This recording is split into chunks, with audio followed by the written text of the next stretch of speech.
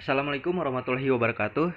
Halo, perkenalkan nama saya Andre Alfarizi, mahasiswa dari Game Teknologi Polimedia Jakarta. Pada kesempatan kali ini saya akan membahas sedikit tentang Kerajaan Aceh. Kerajaan Aceh adalah kerajaan Islam di Sumatera yang didirikan oleh Sultan Ali Mukhayat Shah pada tahun 1496 Masehi. Meski begitu, Kesultanan Aceh baru menjadi penguasa setelah mengambil alih Samudra Pasai pada tahun 1524 Masehi dan runtuh pada awal abad ke-20. Ibu kota kerajaan Aceh terletak di Kutaraja atau sekarang lebih dikenal sebagai Banda Aceh.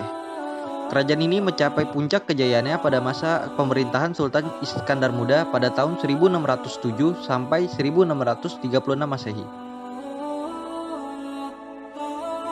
Di bawah Sultan Iskandar Muda, Aceh berhasil menaklukkan Pahang yang merupakan sumber timah utama dan melakukan penyerangan terhadap Portugis di Malaka.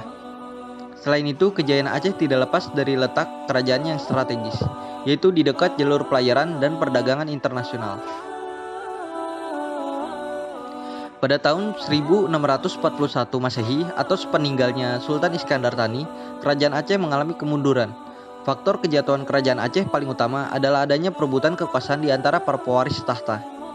Selain itu, kekuasaan Belanda di Pulau Sumatera dan Selat Malaka semakin menguat. Pada masa pemerintahan raja terakhir kerajaan Aceh, Belanda terus melancarkan perang terhadap Aceh. Setelah melakukan peperangan selama 40 tahun, Kesultanan Aceh akhirnya jatuh ke pangkuan kolonial Belanda. Namun pada kesempatan kali ini kita tidak akan fokus terhadap kerajaan Aceh secara rinci, namun kita akan lebih fokus kepada simbol dari kerajaan Aceh. Untuk simbol kerajaan Aceh pertama adalah bendera alam pedeng. Bendera alam pedeng, alam yang berasal dari bahasa Arab elm yang memiliki arti bendera, dan pedeng yang berasal dari bahasa Aceh yang berarti pedang. Pada masa kejayaan Kesultanan Aceh Darussalam yang dipimpin oleh Sultan Iskandar Muda terjadi pada abad ke-16 Masehi. Dengan simbol alam pedengnya yang mampu mempersatukan Banda Aceh, selain itu juga menjadikan bangsa Aceh sebagai tonggak kejayaan Islam di Nusantara dan diakui dunia.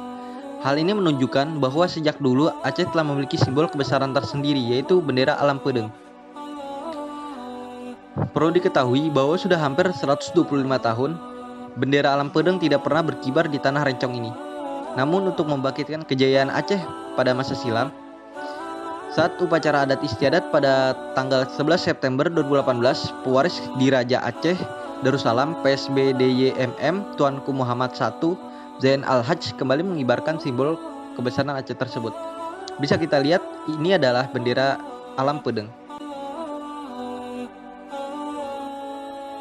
Berbeda dengan simbol kerajaan Aceh yang pertama, mungkin kalian akan lebih familiar dengan simbol kerajaan Aceh yang kedua ini. Dan untuk simbol kerajaan Aceh yang kedua adalah Serambi Mekah. Alasan pertama kenapa Aceh mendapat julukan Serambi Mekah karena pada zaman dulu, jemaah haji yang ingin berangkat ke Mekah harus transit terlebih dahulu di Aceh dan baru setelah itu jemaah haji berangkat dengan kapal ke Mekah. Selain itu, berbulan-bulan sebelum melanjutkan perjalanan ke Mekah, para jemaah haji juga belajar manasik haji di Aceh terlebih dahulu. Salah satu lokasi tempat belajar manasik haji yang sangat terkenal di Aceh pada saat itu di Pelanggahan yang terletak di pinggir Krung, Aceh, di mana kapal-kapal saat itu banyak berlabuh. Kampung Pelanggahan ini termasuk kampung yang sangat maju karena letaknya di pinggir Kuala Aceh dan termasuk bandarnya Banda Aceh ketika itu. Alasan kedua mengapa Aceh mendapat julukan atau simbol sebagai Serambi Mekah, yaitu karena Banda Aceh tidak terlepas dari keberadaan dan pengaruh kerajaan Islam terhadap Nusantara dan dunia. Setelah Islam masuk, masyarakat bukan hanya menjadikan itu sebagai agama, tetapi juga identitas, sehingga Islam dan Aceh merupakan dua hal yang tidak dapat dipisahkan. Saat itu, sistem politik pemerintahan, ekonomi, dan lain-lain dijalankan bersumber dari Islam. Alasan ketiga, Aceh pernah menjadi pusat peradaban keilmuan di Asia Tenggara. Hal tersebut bisa dibuktikan dan tercatat di beberapa naskah, inskripsi batu nisan, dan sejumlah bukti lain. Alasan keempat adalah Aceh pernah kedatangan ulama-ulama dari Jazirah Arab yang berasal dari dinasti Syarif. Kedatangan mereka saat itu untuk menjadi penasihat-penasihat dalam kerajaan Islam di Aceh.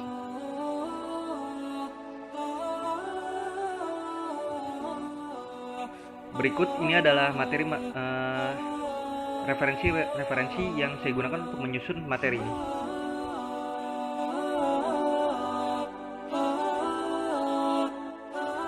Mungkin hanya sedikit yang bisa saya sampaikan. Mohon maaf bila terjadi kesalahan pengucapan kata atau mungkin ada informasi yang salah. Kalian mungkin bisa menghubungi saya di kontak di deskripsi ya. Sekian dari saya. Wassalamualaikum warahmatullahi wabarakatuh.